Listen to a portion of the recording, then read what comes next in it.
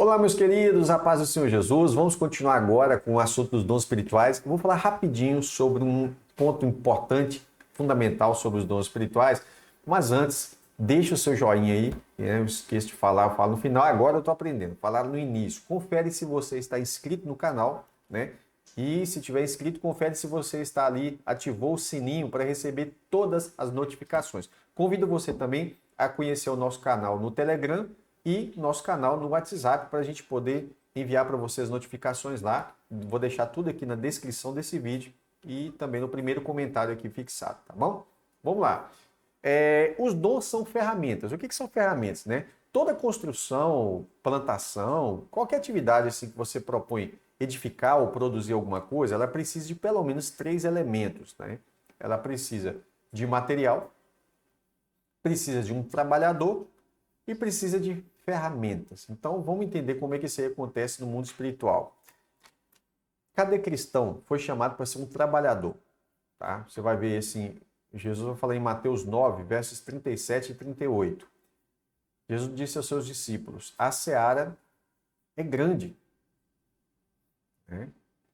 E ele fala, mas os trabalhadores são poucos. Por isso, peçam ao Senhor da seara que mande trabalhadores para a sua seara. Então, Jesus vai fazer isso também falando sobre a parábola da vinha, lá em Mateus 20, do verso 1 a 8.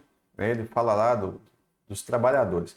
Então, assim, você precisa se enxergar como um operário nessa obra de edificação, né? Dessa obra do Senhor. Então, veja que você é um coletor na lavoura, na seara de Deus aí. 1 Coríntios 3, 9, Paulo fala assim: porque nós somos cooperadores de Deus e vocês são lavoura de Deus e edifício de Deus. Então, essa lavoura, ela precisa de trabalhadores e precisa de ferramentas. E quais são as ferramentas espirituais que nós temos para atuar? Dons espirituais. Dons de curar, sim, dons de curar, né? Uma lista enorme de dons que Deus disponibiliza para o seu povo. Dom de discernimento de espíritos. Olha que dom importantíssimo, né? Então, assim, você tem uma série de dons espirituais listados nas Escrituras e nós precisamos entender que essas ferramentas estão disponíveis e elas precisam ser usadas. O que acontece se você tentar trabalhar sem ferramentas? Você vai conseguir? Pode ser que sim. Vai demorar muito mais. Talvez não vai ser com a mesma eficiência, mas em alguns casos é bem provável que você não vai conseguir fazer sem ferramentas. E vai ficar assim. Vai ficar sem fazer, né? Você vai arrumar 1001 justificativa do porquê é incapaz de fazer, mas a verdade é que não dá para fazer sem aquela ferramenta. E assim também acontece no mundo espiritual, tá? Só para lembrar que nós somos seara de Deus, edifício de Deus, Efésios 2, versos 20 ao 22, fala assim: edificado sobre o fundamento dos apóstolos e profetas, observe, não é de profetas e apóstolos, não está falando profetas do Antigo Testamento, eles não vêm primeiro. Está falando dos apóstolos e profetas, como Efésios capítulo 4, verso 11, vai falar apóstolos e profetas logo na sequência. Tá? Então, edificado sobre o fundamento dos apóstolos e profetas, sendo ele mesmo, Jesus, a pedra angular. Nele, Jesus, todo o edifício, bem ajustado, cresce para ser um santuário, um edifício dedicado ao Senhor. Nele também vocês estão sendo edificados. Olha aí, por isso que eu usei a expressão edifício, porque por ser edificados. Junto com os outros irmãos, né, para serem morada de Deus no Espírito. Então, assim, você já tem os trabalhadores. O material disponível, né, a palavra de Deus, quando ela é aplicada aos ouvintes, ela é a semente do Evangelho. Tá? Então, você está plantando uma semente ali na terra. A terra é quem? O coração das pessoas, né? E a Bíblia fala isso, Jesus fala isso em Lucas 8, no verso 11, no verso 15, ele fala sobre a terra ser a parte onde é plantada essa semente. Pedro também fala isso em 1 Pedro 1, 23. Porque vocês foram regenerados, ou gerados novamente, gerados de novo, não de semente corruptível, mas de semente incorruptível, mediante a palavra de Deus, a qual vive e é permanente. Então, assim, você já percebeu que os dons são ferramentas úteis, né? E que os obreiros precisam deles para a edificação da igreja. Tá? Se você pegar aqui 1 Coríntios 14, 5, Paulo vai falar, eu quero que vocês todos falem em línguas. Paulo não está querendo que eles não falem. Ele quer que todos falem. Só que ele colocou uma organização, uma forma. Ele não está falando, eu quero que todos falem ao mesmo tempo. Não é isso que ele está dizendo, mas ele está dizendo, eu quero que todos vocês falem. Tá? E muito mais que profetizem. E aí é uma coisa que você vê Paulo dizendo isso aqui, ele está expressando o seu desejo que os dons sejam manifestos na igreja e que todas as pessoas recebam dons espirituais. Se ele diz, eu quero que todo mundo fale em línguas, mas eu quero muito mais que vocês, mais do que querer que todos falem línguas, eu quero muito mais que todos profetizem, ele está deixando bem claro que, embora nem todos em Corinto falavam em línguas, por isso que ele fala, todos vocês falam em línguas? Não. Todos profetizam? Não. Mas isso não quer dizer que todos não poderiam falar em línguas ou todos não poderiam profetizar, senão Paulo estaria se contradizendo aqui. É possível que todos buscassem, recebessem, certo? Continuando. No verso 12, 1 Coríntios 14, 12, ele fala, ainda assim também vocês, visto que desejam dons espirituais, procurem progredir para a edificação da igreja. Esse é um ponto fundamental. Preciso lembrar, essas ferramentas não são ferramentas para um exibicionismo, para um objetivo pessoal, para a edificação da igreja. No verso 26, ainda, 1 Coríntios 14, no verso 26 ele diz, que fazer então, irmãos? Quando vocês se reúnem, olha a reunião da igreja na mente do apóstolo Paulo. Quando vocês se reúnem, uma pessoa fala, as outras escutam e a gente vai embora para casa depois. Amém. Não. Veja que a ideia de congregação, pelo menos até esse momento na igreja primitiva, era o seguinte. Quando vocês se reúnem, um tem salmo, o outro tem ensino. Este traz uma revelação da parte do Espírito Santo. Tá? Aqui ele está tocando no dom de profecia, e nós vamos falar sobre isso mais para frente. Aquele fala em línguas. E ainda outro faz a interpretação. Veja bem, que aqui é possível, eu já estou entrando um pouco sobre essa área do dom de línguas, é possível a própria pessoa que falou em línguas interpretar? Sim. Paulo havia dito, aquele que fala em línguas, ore para que as possa interpretar. Certo? Então, ele falou isso no verso 13. Por isso, aquele que fala em línguas, ore para que as possa interpretar. Mas é possível também que você fale em línguas e outro faça a interpretação dessas línguas na igreja, como está aqui no verso 26, 1 Coríntios 14. Eu li o verso 5, 12 e 26, tá ok? E ele conclui dizendo aqui nesse verso, né? Que tudo seja feito para edificação, ok?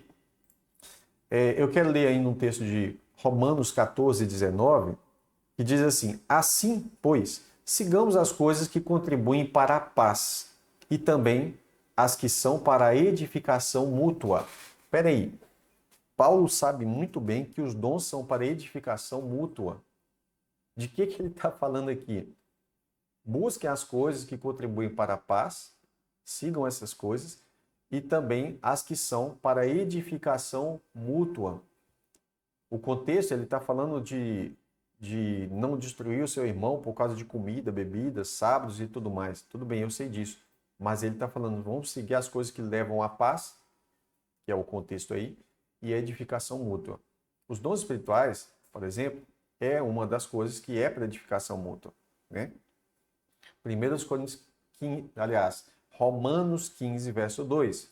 Paulo fala, portanto, cada um de nós agrade ao próximo no que é bom para edificação.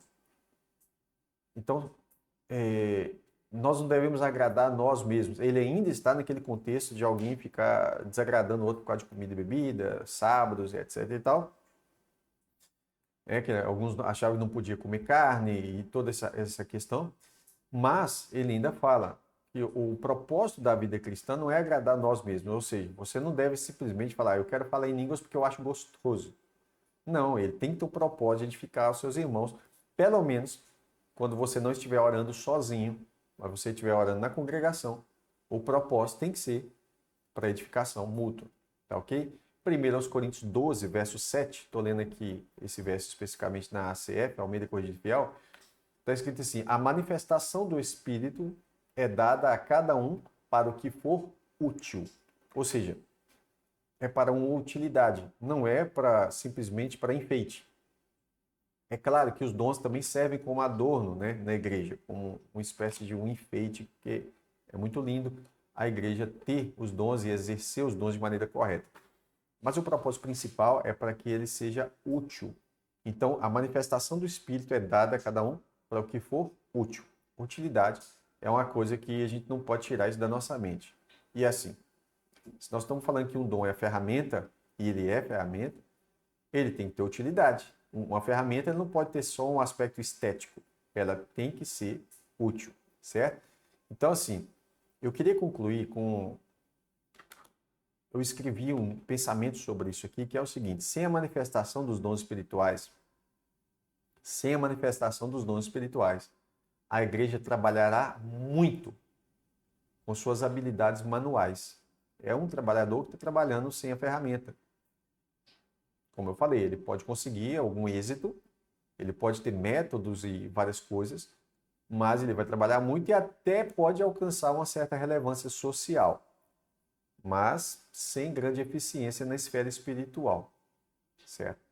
Isso é óbvio. Então, assim, é exatamente como um trabalhador que ele insiste em manter a sua atividade ali sem usar as ferramentas adequadas. Você pode até usar um alicate para bater um prego, por exemplo. Você vai estragar o alicate, talvez vai danificar a tábua, o próprio prego, né? E daí a pouco você não tem nem alicate mais para poder fazer o serviço dele, nem para poder funcionar mais do jeito que ele funcionaria. Então, assim, é possível fazer alguma coisa sem dons? É, né? Se você olhar seitas, muitas vezes elas fazem um monte de coisa sem a presença de Deus para nada.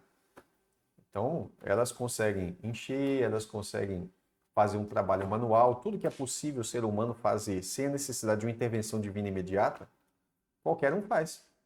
É possível um ateu pregar? Sim, ele consegue. É possível um ateu dar aula, inclusive muitos seminários de teologia, eles acabam tendo professores que são ateus, são céticos, literalmente são ministros de Satanás, para ser bem claro, né? Mas eles conseguem dar aula. Ele pega uma folha, pega ali o que a faculdade deu para ele vai lá, ministra aquela aula. É possível. É possível uma pessoa manter uma organização na igreja, né, uma administração, tudo baseado nos princípios de empresas e tudo mais? Sim. É possível que ela venha crescer, prosperar? Sim. É possível que ela venha impressionar as pessoas? Sim. Mas os demônios estão nem aí para isso. Entende? Porque isso não toca a esfera espiritual. Já quando os dons espirituais estão sendo usados de forma correta, isso aí já incomoda bastante, porque a gente vai ver nos próximos estudos que eles acabam evidenciando muito da atividade de Deus ali naquele lugar, no meio daqueles irmãos. E o que eu estou falando aqui é exatamente o que Paulo falou na sua carta aos Coríntios. Pega e lê. 1 Coríntios 12 e 14. Se você ler lá, você vai ver Paulo dizendo que a manifestação dos dons testifica da presença de Deus no meio daqueles irmãos. Então, esse é um ponto importantíssimo que eu queria deixar aqui. Ainda eu pensei que esse vídeo seria bem menor do que ele está sendo. Nós já vamos para quase 15 minutos. Mas eu não podia deixar passar esse ponto tão importante aqui, que é o ponto de destacar que os dons são ferramentas espirituais, tá bom? Deus te abençoe e até a próxima oportunidade, se Deus quiser.